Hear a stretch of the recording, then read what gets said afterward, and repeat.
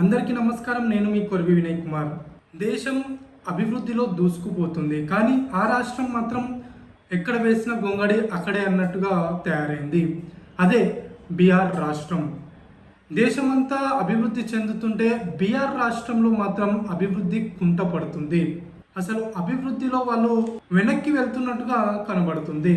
నిజానికి ఇంతకుముందు ఉత్తరప్రదేశ్ కూడా ఇలానే ఉండేది, కానీ ఎప్పుడైతే యోగి ఉత్తరప్రదేశ్ ముఖ్యమంత్రి అయ్యాడో అప్పటి నుంచి ఉత్తరప్రదేశ్ అభివృద్ధిలో ఉరకలేస్తుంది. కానీ బీహార్లో మాత్రం పరిస్థితి దానికి చాలా భిన్నంగా ఉంది. నిజానికి చాలా కాలం పాటు నితీష్ కుమార్ అక్కడ ముఖ్యమంత్రిగా ఉన్నాడు. ఆయనకేం చెడ్డ పేరు లేదు. అక్కడ జంగల్ రాజ్ ఉండేది, రౌడీల బీభత్సం ఉండేది. వాటిని ఆయన తగ్గించాడు.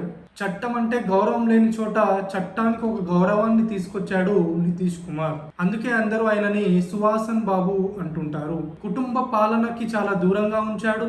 అవినీతి రహితుడుగా పేరు తెచ్చుకున్నాడు. ఇవి బాగానే ఉన్నాయి, కానీ అభివృద్ధి విషయానికి వస్తే మాత్రం ఇది వరకు ఎలా ఉండేదో ఇప్పుడు కూడా బీహార్ అలానే ఉండిపోయింది. పెద్దగా మార్పు లేదు అభివృద్ధిలో మాత్రం. చెప్పాలంటే భారతదేశానికి బెగ్గింగ్ బాల్ గా ఈరోజు బీహార్ రాష్ట్రం ఉండిపోయింది. మరి ప్రత్యామ్నాయం లేదా అంటే ప్రత్యామ్నాయ పార్టీగా ఉన్నటువంటి ఆర్జేడీ పార్టీ లాలూ ప్రసాద్ యాదవ్ చేతిలో నుంచి ఆయన కుమారుడు తేజస్వి యాదవ్ చేతిలోకి వెళ్ళింది. ఆయన పెద్ద చదువుకున్న వ్యక్తి ఏం కాదు, ఆయన 9th ఫెయిల్. పోనీ అక్కడ చదువుకోవడానికి పరిస్థితులు లేవు అనుకుంటే అది వేరే విషయం, కానీ తల్లి తండ్రి ఇద్దరు కూడా ముఖ్యమంత్రులుగా పనిచేసిన వారే. చదువుకోవడానికి అన్ని అవకాశాలున్నా కూడా దాన్ని సద్వినియోగపరచుకోలేదు తేజస్వి యాదవ్. మరొక ప్రత్యామ్నాయ పార్టీగా ఉంది భారతీయ జనతా పార్టీ.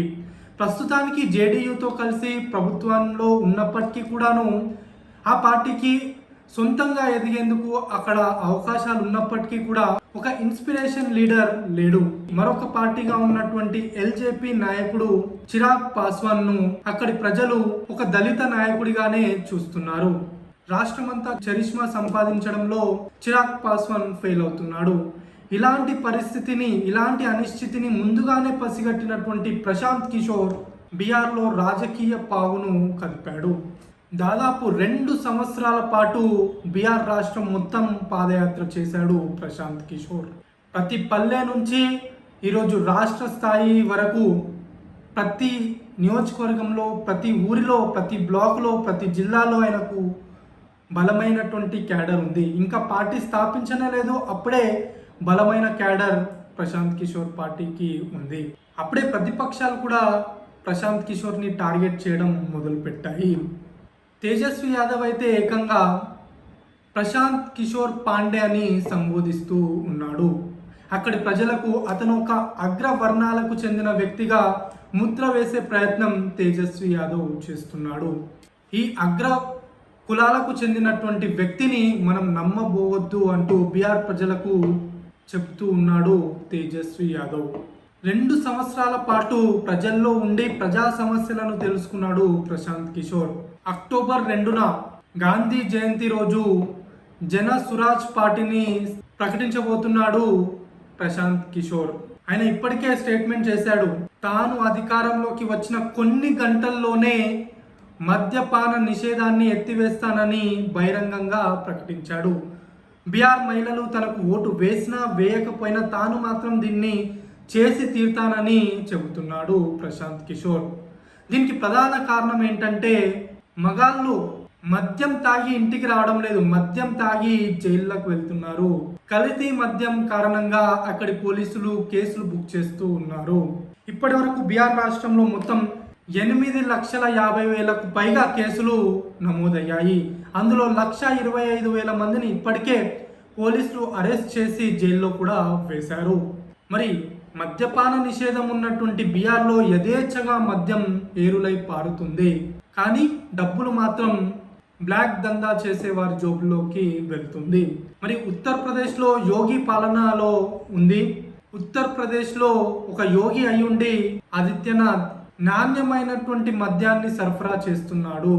అలాంటి నాణ్యమైనటువంటి మద్యాన్నే బీహార్లో అందిస్తానని ప్రశాంత్ కిషోర్ తెలుపుతున్నాడు.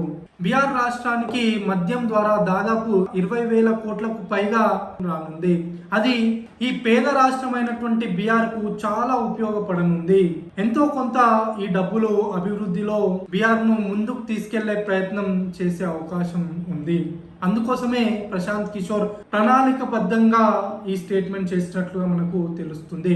ప్రశాంత్ కిషోర్ వద్ద ప్రతి గ్రామానికి సంబంధించిన మేనిఫెస్టో ఉంది. దాన్ని ఎలా అభివృద్ధి చేయాలన్న ఎజెండా ఉంది. ప్రతి జిల్లాని ఎలా అభివృద్ధి చేయాలన్న ఎజెండా ఉంది. రాష్ట్రాన్ని ఎలా అభివృద్ధి చేయాలన్న ప్రణాళిక కూడా ప్రశాంత్ కిషోర్ వద్ద కనబడుతుంది. కంప్లీట్గా గ్రౌండ్ వర్క్ చేసుకొని ప్రశాంత్ కిషోర్ రాజకీయ పార్టీని లాంచ్ చేస్తూ ఉన్నాడు. అంతేకాకుండా ఇప్పుడు మరొక ఐపీఎస్ ప్రశాంత్ కిషోర్తో కలవనున్నాడు. ఎలాగైతే తమిళనాడులో అన్నామలై ఒక సంచలనంగా మారిండో అదే విధంగా ఆనంద్ మిశ్రా ఆయన అస్సాంలో సూపరింటెండెంట్ ఆఫ్ పోలీస్గా పనిచేశాడు.